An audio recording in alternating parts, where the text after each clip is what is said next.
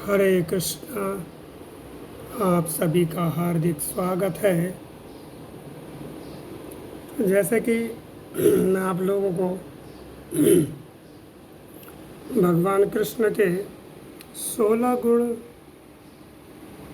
जो हैं उनके विषय में यहाँ पर सुना रहा हूँ, उसकी चर्चा कर रहा हूँ। और आप लोगों ने अभी तक 5 गुण सुने। 16 गुण में उनमें से आपने 5 गुण के विषय में सुना। आज चर्चा करेंगे हम छठा गुण की। जो छठम गुण है उसके विषय में यहाँ पर चर्चा होगी।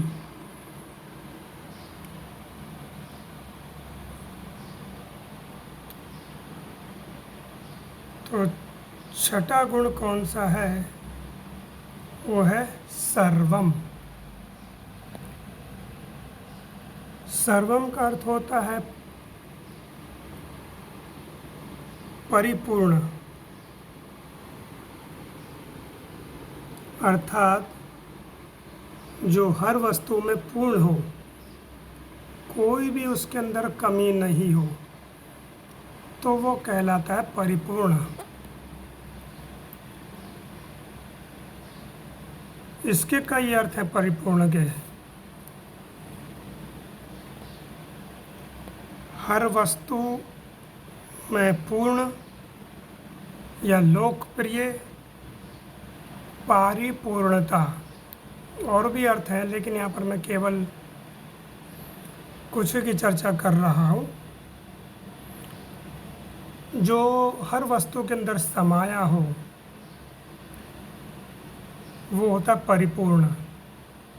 या जितनी भी वस्तु है उसके अंदर समाई हो वो कहलाता है परिपूर्ण। जैसे कि कुछ लोग कहते हैं भगवान का आकार नहीं है, कुछ लोग कहते हैं आकार है। अगर उनका आकार नहीं है तो फिर वो पूर्ण कैसे हो गए? अर्थात उनके अंदर कोई कमी है। हम किसी व्यक्ति को बोलते हैं कि उसका हाथ नहीं है लेकिन वो पूर्ण है, तो वो पूर्ण कैसे कहलाएगा? उसको हम कहेंगे अंग भंग, यानी कि उसके अंदर कुछ कमी है। तो पूर्ण कैसे हो सकता है वो व्यक्ति? उसी तरह से जब हम कहते हैं भगवान का आकार नहीं है तो फिर वो भगवान कैसे पूर्ण हो गए? यानी कि उनके अंदर कोई कमी है। और अगर हम कहते हैं कि उनका आकार है, वो निराकार नहीं है, तो भी कमी होती है। तो इसका अर्थ मैं आपको सरल शब्दों में सुनाऊं। जैसे कि हम देखते हैं कि बड़ी बड़ी संस्था के लोग होते हैं, जैसे टाटा है, अंबानी है, बिरला है। तो इनके पूरे विश्व के अंदर व्यापार फैला हुआ है, परंतु ये लोग हर जगह तो नहीं रहते ना। ये लोग हर स्थान पे थोड़ी रहते हैं। इनका एक अपना स्थान है, जो इनका अपना घर है, इनका कार्यालय है, वहाँ रहते हैं। ऐसा नहीं कि हर स्थान पे रहते हो, परंतु इनका आदेश चलता है। तो जो इनका आदेश है वो इनका निराकार रूप है, और साकार रूप से ये कहाँ है? अपने घर में या अपने व्यवसाय में, कार्यालय में है। देश के जैसे प्रधानमंत्री या राजा होता है, वो जो भी आदेश करता है तो उस आदेश को पूरा भारत मानता है, पूरा देश मानता है।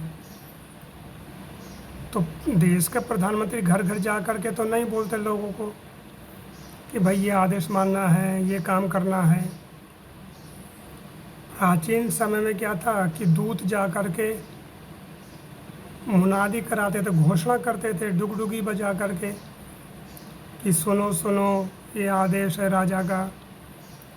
तो हर कोई व्यक्ति राजा को नहीं देख पाता था उस समय, लेकिन फिर भी उन्हें पता था कि राजा है। तो उसी तरह से भगवान का आकार भी है, साकार भी है। साकार रूप तो उनका विग्रह है, उनका शरीर है, और निराकार रूप क्या, उनका आदेश कि बोल दिया ये होगा तो होगा।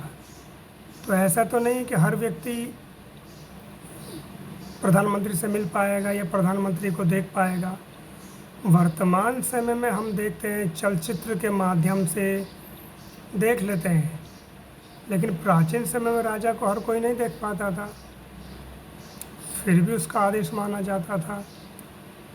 जिस तरह से हम में से कई ऐसे लोग होंगे जिन्होंने प्रत्यक्ष अपने नेत्रों से महात्मा गांधी को देखा होगा, और कुछ होंगे जिन्होंने नहीं देखा है।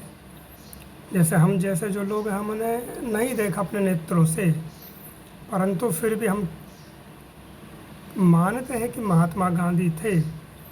उनके विषय में कुछ पुस्तकें लिखी लोगों ने, जिन्होंने देखा महात्मा गांधी को, उनकी जीवनी लिख दी कि वो ऐसे चलते थे, इस तरह का चश्मा पहनते थे, ये चश्मा उनको धारण करते थे, हाथ में एक लाठी लिया करते थे। तो किसी ने तो देखा ना। उसी तरह से भगवान को कुछ ऋषि मुनियों ने, जो प्राचीन समय के ऋषि मुनि हैं, उन्होंने देखा, तो उन्होंने भागवतम, रामायण या और ग्रंथ लिख दिए कि भगवान का रूप कैसा है, किस तरह से वो दिखते हैं, श्याम वर्ण के हैं, कैसे हैं। तो क्या है कि भगवान का आकार भी है, और निराकार का अर्थ क्या बताया मैंने कि उनका आदेश हर जगह व्याप्त रहता है।